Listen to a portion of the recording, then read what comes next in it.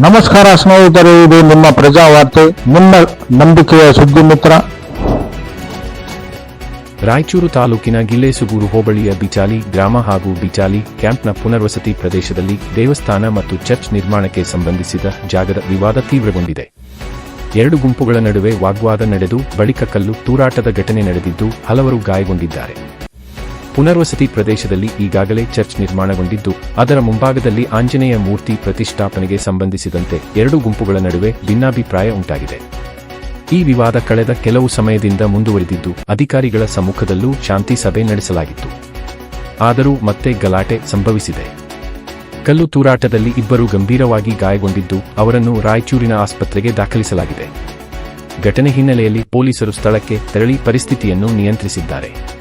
ಪ್ರಕರಣಕ್ಕೆ ಸಂಬಂಧಿಸಿದಂತೆ ಹಲವು ಮಂದಿಯ ವಿರುದ್ಧ ಪೊಲೀಸ್ ಠಾಣೆಯಲ್ಲಿ ಪ್ರಕರಣ ದಾಖಲಾಗಿದೆ ಎಂದು ವರದಿಯಾಗಿದೆ.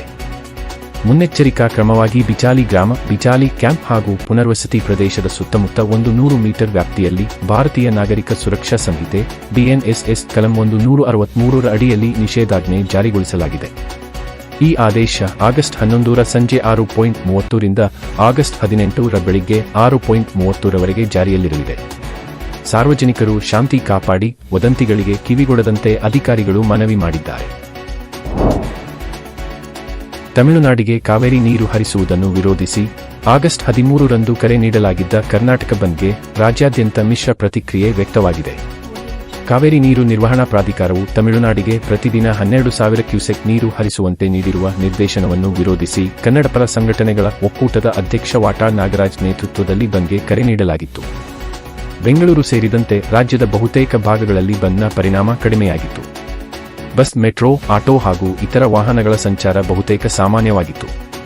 ಶಾಲಾ ಕಾಲೇಜುಗಳು, ಸರ್ಕಾರಿ ಕಚೇರಿಗಳು, ಬ್ಯಾಂಕ್ಗಳು ಮತ್ತು ವಾಣಿಜ್ಯ ಚಟುವಟಿಕೆಗಳು ಹೆಚ್ಚಿನ ಕಡೆಗಳಲ್ಲಿ ಎಂದಿನಂತೆ ನಡೆದವು.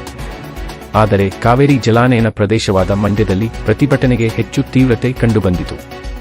ರೈತರು ಮತ್ತು ಕನ್ನಡಪರ ಸಂಘಟನೆಗಳ ಕಾರ್ಯಕರ್ತರು ಪ್ರತಿಭಟನೆ ನಡೆಸಿ ತಮಿಳುನಾಡಿಗೆ ನೀರು ಹರಿಸುವುದನ್ನು ತಕ್ಷಣ ನಿಲ್ಲಿಸುವಂತೆ ರಾಜ್ಯ ಸರ್ಕಾರವನ್ನು ಒತ್ತಾಯಿಸಿದರು. ಕೆಲವೆಡೆ ಖಾಲಿ ಕೊಡಗಳೊಂದಿಗೆ ರಸ್ತೆ ತಡೆ ನಡೆಸಲಾಯಿತು. ಒಟ್ಟಿನಲ್ಲಿ ಕಾವೇರಿ ವಿಚಾರದಲ್ಲಿ ರಾಜ್ಯದ ಹಲವು ಭಾಗಗಳಲ್ಲಿ ಆಕ್ರೋಶ ವ್ಯಕ್ತವಾದರೂ ಬಂದ್ ರಾಜ್ಯವ್ಯಾಪಿ ಸಂಪೂರ್ಣ ಸ್ತಬ್ಧತೆಗೆ ಕಾರಣವಾಗಲಿಲ್ಲ.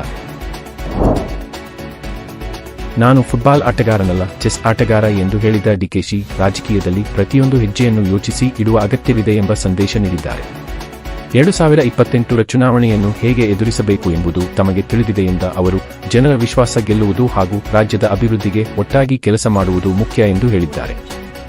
ರಾಜ್ಯದಲ್ಲಿರುವ 224 ಶಾಸಕರನ್ನು ಸಮಾನವಾಗಿ ನೋಡುತ್ತೇನೆ ಎಂದು ಹೇಳಿದ ಶಿವಕುಮಾರ್, ಆಡಳಿತ ಪಕ್ಷದವರು, ಪ್ರತಿಪಕ್ಷದವರು ಹಾಗೂ ಸಚಿವ ಸಂಪುಟದ ಸದಸ್ಯರು ಒಟ್ಟಾಗಿ ಟೀಮ್ ಕರ್ನಾಟಕವಾಗಿ ಕೆಲಸ ಮಾಡಬೇಕು ಎಂದು ಕರೆ ನೀಡಿದರು. ರಾಜಕೀಯ ಭಿನ್ನಾಭಿಪ್ರಾಯಗಳನ್ನು ಬದಿಗಿಟ್ಟು ರಾಜ್ಯದ ಅಭಿವೃದ್ಧಿಗೆ ಆದ್ಯತೆ ನೀಡಬೇಕು ಎಂದರು. ಯಾರೂ ಶಾಶ್ವತವಲ್ಲ, ನಾವು ವಿರೋಧ ಪಕ್ಷಕ್ಕೆ ಹೋಗಬಹುದು, ವಿರೋಧ ಪಕ್ಷದವರು ಅಧಿಕಾರಕ್ಕೆ ಬರಬಹುದು ಎಂದು ಹೇಳಿದ ಅವರು, ಸಿಕ್ಕಿರುವ ಅಧಿಕಾರವನ್ನು ಜನರ ಸೇವೆಗೆ ಬಳಸಬೇಕು ಎಂದು ಒತ್ತಿ ಹೇಳಿದರು. ಡಿಕೆಶಿಯ ಚೆಸ್ ಆಟಗಾರ ಹೇಳಿಕೆ ಇದೀಗ ರಾಜ್ಯ ರಾಜಕೀಯದಲ್ಲಿ ಚರ್ಚೆಗೆ ಗ್ರಾಸವಾಗಿದ್ದು 2028 ಚುನಾವಣೆಗೆ ಕಾಂಗ್ರೆಸ್ ಈಗಿನಿಂದಲೇ ತಂತ್ರ ರೂಪಿಸುತ್ತಿದೆಯೇ ಎಂಬ ಕುತೂಹಲ ಮೂಡಿಸಿದೆ. ಕರ್ನಾಟಕದ ಆದಿವಾಸಿ ಮತ್ತು ಅಲೆಮಾರಿ ಸಮುದಾಯಗಳ ಅಭಿವೃದ್ಧಿಗೆ ರಾಜ್ಯ ಸರ್ಕಾರ ಮಹತ್ವದ ಹೆಜ್ಜೆ ಇಟ್ಟಿದೆ. ಈ ಸಮುದಾಯಗಳ ಅಭಿವೃದ್ಧಿ, ಹಕ್ಕುಗಳ ರಕ್ಷಣೆ ಹಾಗೂ ಸಾಮಾಜಿಕ ನ್ಯಾಯ ಒದಗಿಸುವ ಉದ್ದೇಶದಿಂದ ಮುಖ್ಯಮಂತ್ರಿ ಡಿಕೆ ಶಿವಕುಮಾರ್ ನೇತೃತ್ವದಲ್ಲಿ ವಿಶೇಷ ಆಯೋಗ ರಚಿಸಲು ಸರ್ಕಾರ ಆದೇಶಿಸಿದೆ. ಆದಿವಾಸಿ ಮತ್ತು ಅಲೆಮಾರಿ ಸಮುದಾಯಗಳು ಇಂದಿಗೂ ಸಾಮಾಜಿಕ, ಶೈಕ್ಷಣಿಕ ಹಾಗೂ ಆರ್ಥಿಕವಾಗಿ ಹಲವು ಸವಾಲುಗಳನ್ನು ಎದುರಿಸುತ್ತಿವೆ.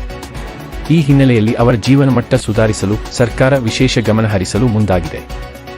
ಉತ್ತಮ ಶಿಕ್ಷಣ, ಪೌಷ್ಟಿಕ ಆಹಾರ, ಗುಣಮಟ್ಟದ ಆರೋಗ್ಯ ಸೇವೆ, ವಸತಿ, ಕುಡಿಯುವ ನೀರು, ರಸ್ತೆ ಹಾಗೂ ವಿದ್ಯುತ್ ಸೇರಿದಂತೆ ಅಗತ್ಯ ಮೂಲಸೌಕರ್ಯಗಳನ್ನು ಕಲ್ಪಿಸುವುದು ಸರ್ಕಾರದ ಪ್ರಮುಖ ಉದ್ದೇಶವಾಗಿದೆ. ಜೊತೆಗೆ ಸಮುದಾಯದ ಯುವಜನರಿಗೆ ಕೌಶಲ್ಯಾಭಿವೃದ್ಧಿ, ತರಬೇತಿ ಮತ್ತು ಉದ್ಯೋಗಾವಕಾಶಗಳನ್ನು ಒದಗಿಸುವುದಕ್ಕೂ ಆದ್ಯತೆ ನೀಡಲಾಗುತ್ತದೆ. ಆಗಸ್ಟ್ 11 ರಂದು ನಡೆದ ವಿಶ್ವ ಆದಿವಾಸಿ ದಿನಾಚರಣೆಯ ರಾಜ್ಯಮಟ್ಟದ ಕಾರ್ಯಕ್ರಮದಲ್ಲಿ ಆಯೋಗ ರಚಿಸುವಂತೆ ಮನವಿ ಮಾಡಲಾಗಿತ್ತು.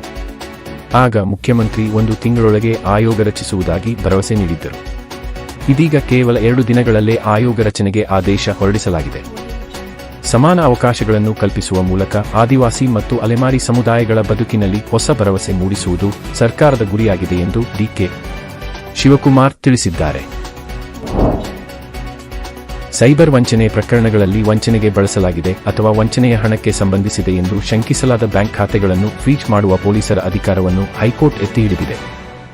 ಸೈಬರ್ ವಂಚನೆ ನಡೆದ ಸಂದರ್ಭದಲ್ಲಿ ಹಣ ಮತ್ತಷ್ಟು ವರ್ಗಾವಣೆಯಾಗುವುದನ್ನು ತಡೆಯಲು ಪೊಲೀಸರು ತಕ್ಷಣ ಖಾತೆಯನ್ನು ಫ್ರೀಜ್ ಮಾಡುವ ಕ್ರಮ ಕೈಗೊಳ್ಳಬಹುದು ಎಂದು ನ್ಯಾಯಾಲಯದ ತೀರ್ಪು ಪೊಲೀಸರ ತನಿಖೆಗೆ ಮಹತ್ವದ ಬೆಂಬಲ ನೀಡಿದೆ. ಇಂತಹ ಪ್ರಕರಣಗಳಲ್ಲಿ ವಂಚನೆಗೊಳಗಾದವರ ಹಣವನ್ನು ರಕ್ಷಿಸುವುದು ಹಾಗೂ ಆರೋಪಿಗಳು ಹಣವನ್ನು ಬೇರೆ ಖಾತೆಗಳಿಗೆ ವರ್ಗಾಯಿಸುವುದನ್ನು ತಡೆಯುವುದು ಪ್ರಮುಖ ಉದ್ದೇಶವಾಗಿದೆ. ಆದರೆ ಖಾತೆ ಫ್ರೀಜ್ ಮಾಡುವ ಕ್ರಮ ಕಾನೂನುಬದ್ಧ ಪ್ರಕ್ರಿಯೆ ಮತ್ತು ತನಿಖೆಯ ವ್ಯಾಪ್ತಿಯಲ್ಲೇ ಇರಬೇಕು ಎಂಬುದು ಮಹತ್ವದ್ದಾಗಿದೆ. ಹೈಕೋರ್ಟ್ನ ಈ ನಿರ್ಧಾರದಿಂದ ಸೈಬರ್ ಕ್ರೈಂ ಪ್ರಕರಣಗಳ ತನಿಖೆಯಲ್ಲಿ ಪೊಲೀಸರಿಗೆ ಮತ್ತಷ್ಟು ಸ್ಪಷ್ಟತೆ ಸಿಕ್ಕಂತಾಗಿದೆ. ಸೈಬರ್ ವಂಚನೆ ಹೆಚ್ಚುತ್ತಿರುವ ಸಂದರ್ಭದಲ್ಲಿ ಈ ತೀರ್ಪು ಮಹತ್ವ ಪಡೆದುಕೊಂಡಿದೆ. ಇಂತಹ ಪ್ರಮುಖ ಸುದ್ದಿಗಳಿಗಾಗಿ ನಮ್ಮ ಚಾನೆಲ್ ಅನ್ನು ಸಬ್ಸ್ಕ್ರೈಬ್ ಮಾಡಿ, ವಿಡಿಯೋಗೆ ಲೈಕ್ ಮಾಡಿ ಮತ್ತು ನಿಮ್ಮ ಅಭಿಪ್ರಾಯವನ್ನು ಕಾಮೆಂಟ್ ಮಾಡಿ.